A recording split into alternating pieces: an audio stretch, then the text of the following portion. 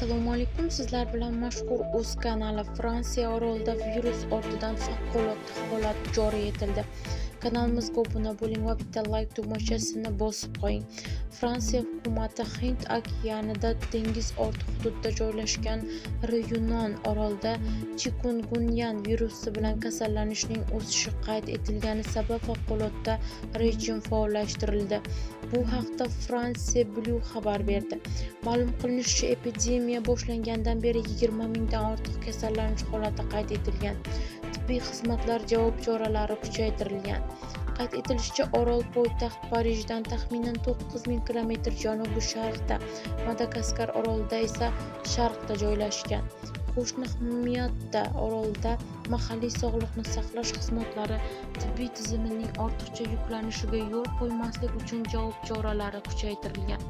Ma'lumot uchun, chikungunyan Yandesi turiga mansub chivinlar chaqishi orqali yuqadigan virusli kasallikdir.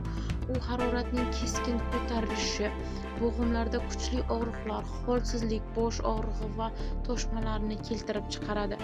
Kasallanganlarning aksariyati infeksiya yengil shaklda kechadi va kasalxonaga yotqizishni talab qilmaydi. Shunga qaramay, keksa va zaif bemorlar uchun asoratlar yuzaga kelishi mumkin. Maxsus davolash yo'q, simptomatik terapiya qo'llaniladi.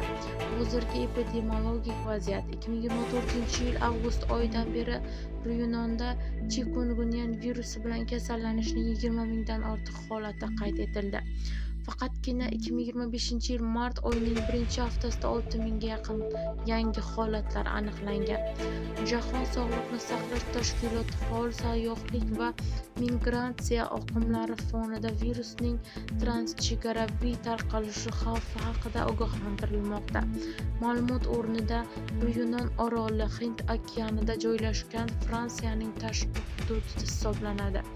Orol vulkanik kelib chiqishga ega va uning eng baland nuqtasi Piton des Négines. Orolning iqlim tropik bo'lib, tog'lar tufayli harorat o'zgarib turadi.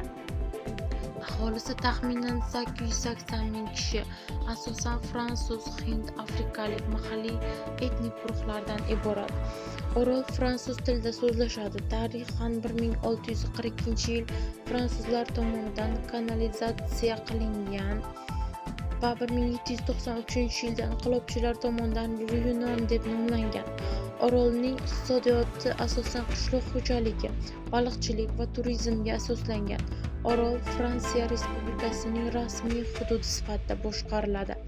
Eslatib o'tamiz, avvalroq Fransiya urush yoki epidemiya davrida omon qolish uchun aholiga qo'llanma tayyorlayotgani haqida